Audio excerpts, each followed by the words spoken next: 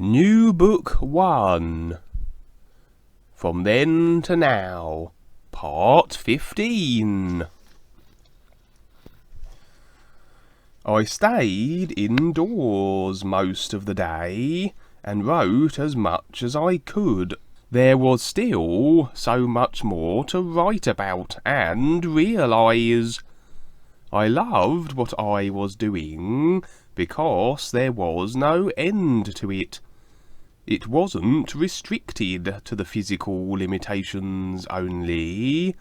What you would call the process of survival on this world. Writing was now becoming an adventure for me.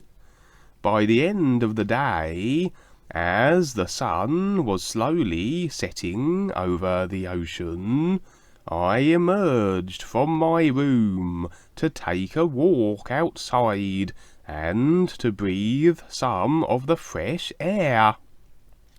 Paul and Mary were still busy with tending their affairs. It was always fun for me to watch them at whatever they did. "Amigos," I said, "I'm going to take a walk along the shore. I'll be back soon," and then waved to them as I walked off. It was a pleasant and windless afternoon, and the ocean was calm, with small surf that rolled gently in as I walked along the water's edge.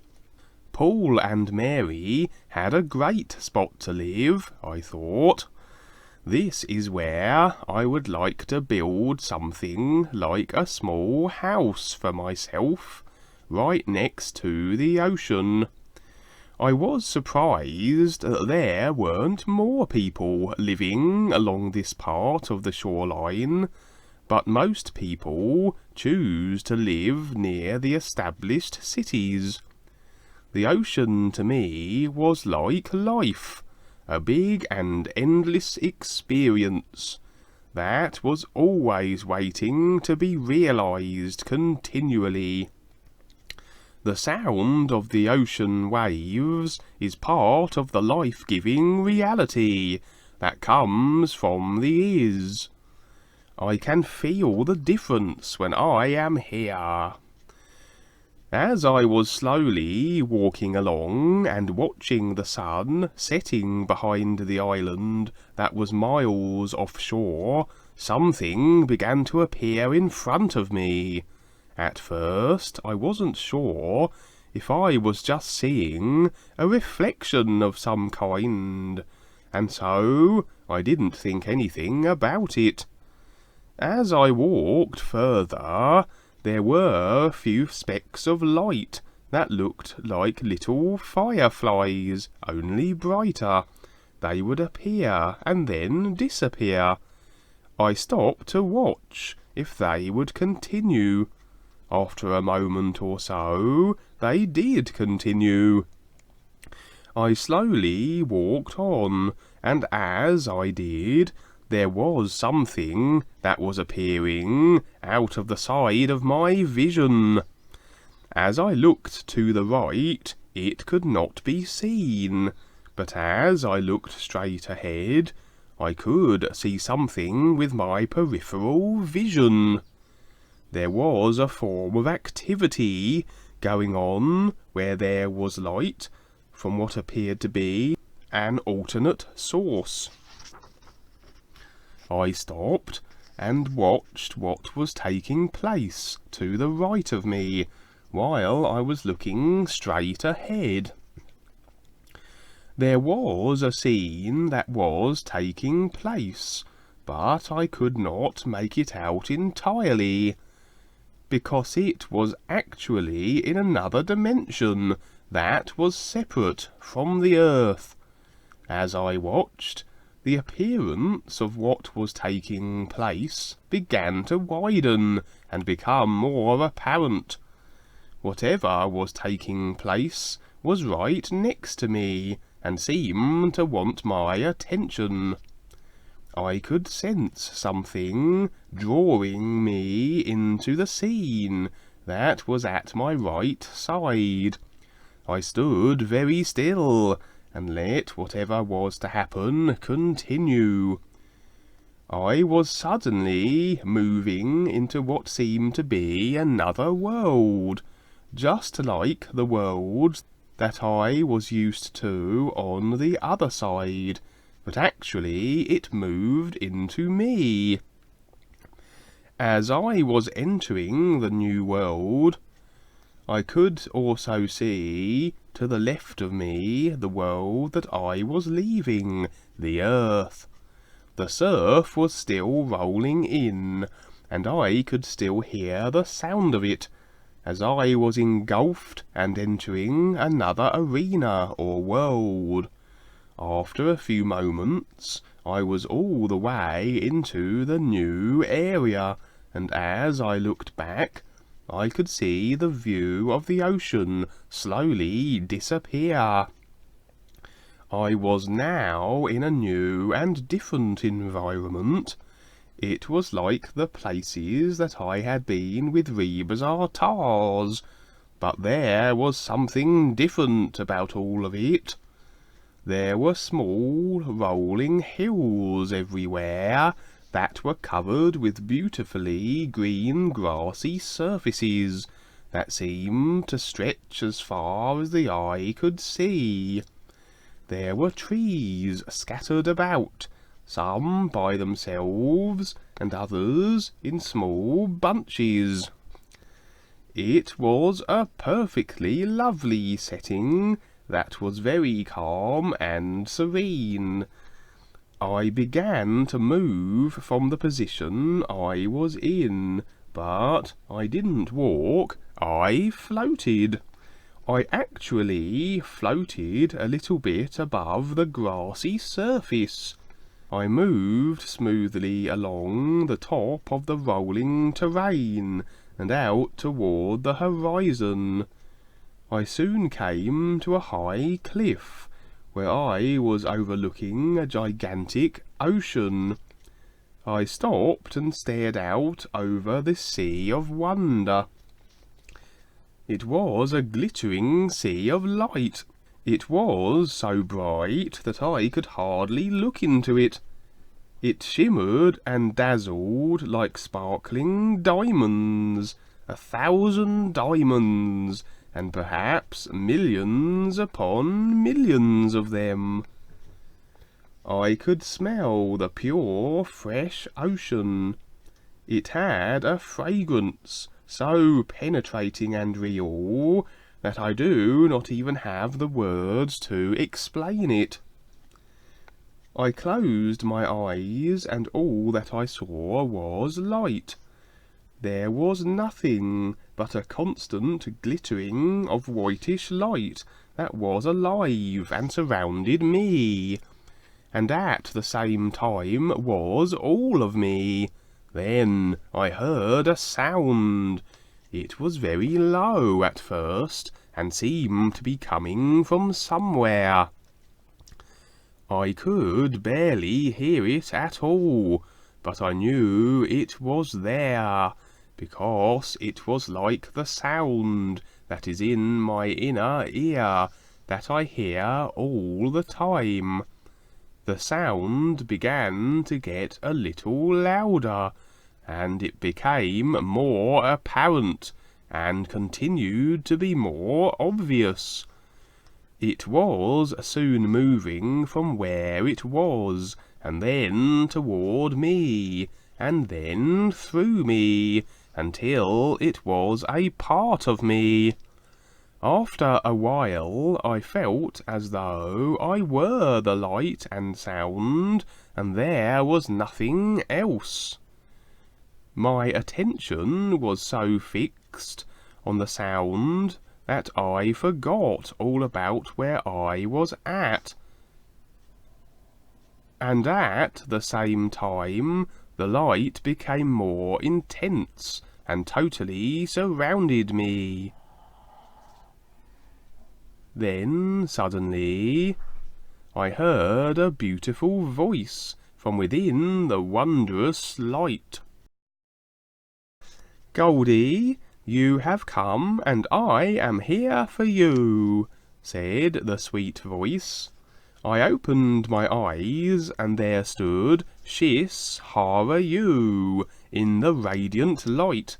She was floating in front of me, beyond where I was, and out above the distance below. She looked like an angel. She was all glowing white and radiant. Then she came over to where I was, and stood beside me, as she radiated with her light. "Hello, Goldie. I was hoping that you would come. Let's go and sit under your favourite place, a big tree," she said, as she smiled and led me to a perfect spot. We both moved under the closest tree, and sat on the seemingly perfect grass that had a freshness to it that was so rich. "I am so glad to see you," she said. "I have been watching you and the progress you are making with your book. I can see that you will be a good writer, and you will continue to do so in your future life. It takes a lot of preparation for what you and the real guides are doing. Some people can become famous in a lifetime because it took them many lifetimes to perfect their skills. From the human side, it always looks like life has given a person a gift, but it is really the person themselves deciding what they want their life to be. Life is already the real gift for all of us. We just have to decide what part we will play in it. Those who misuse their abilities and talents cannot enter the real genuineness with the pure worlds, and are only keeping themselves in the darkness of the first 3 levels. What you will be presenting to others will open new vistas of opportunity," she said with her wonderful voice and beauty. I sat and patiently listened to her. Her voice was so wonderful to hear, and with all the surroundings that were so alive, I was having a great experience. Being outside of the earth and into one of the inner regions was so nice, I thought.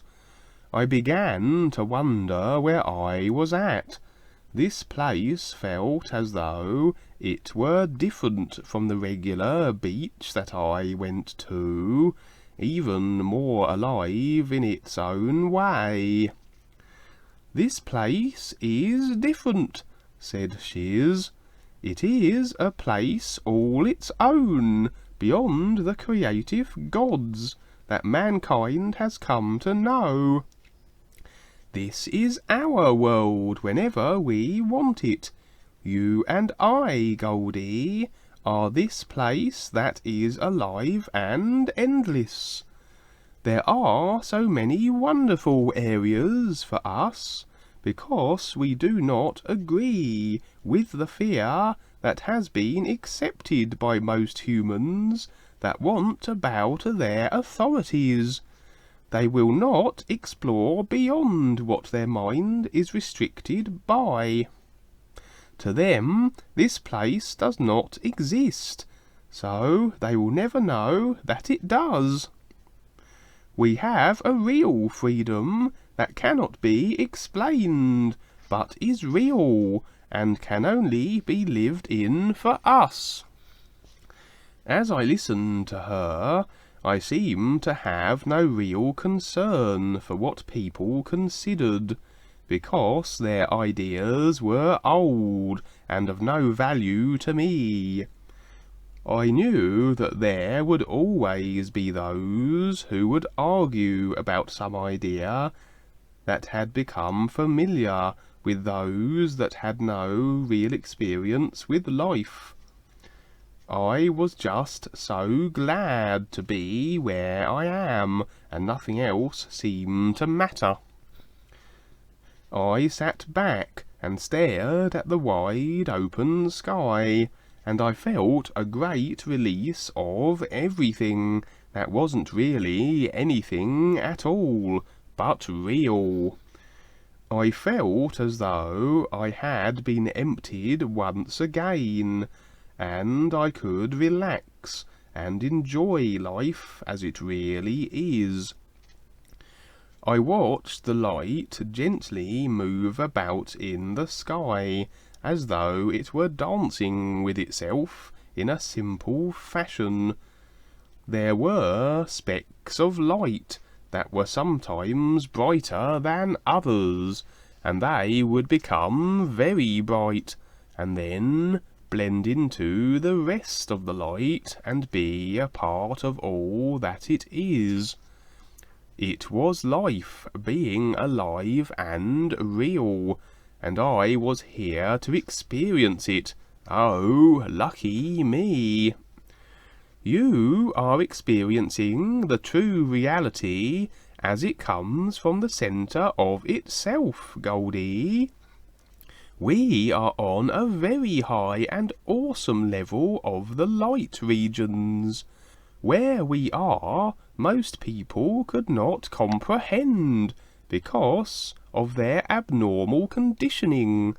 The light and sound are now stronger in you, and it will even more assist you through time and space to do what you have to, she said, while I was just listening and watching life being alive with itself. I could stay here forever, I said. Stay here and be whatever I am. The earth is a hard place, and I don't always realise the unnecessary things that I take on until I am here. I can see all the little attitudes that really mean nothing to me, but the mind and what it decides is rather a pest that collects so much nonsense. I love being here and being real with you, Miss Shiss. I wanted to listen to what she had to say with her wonderful voice, and at the same time I wanted to be a part of what was taking place with what I was experiencing. As I sat and looked out into the vastness of this magical aliveness, something began to occur in me. It was like I was receiving impressions from somewhere. They were formulations that I began to put together within myself, as some of the past lives I had lived on the earth, and other planets and systems suddenly and slowly came as pictures that would play out their own scenes and tell a story that related to my own being. It was a marvellous experience, realising all that I had went through in the past to get to where I was at in the present. I could see so much, and it had all led me to where I am now. There was so much to it, so much more than I could realise. You are seeing what you need to give you more confidence for your journey through life, for what you will be doing while you are on the earth, Goldie.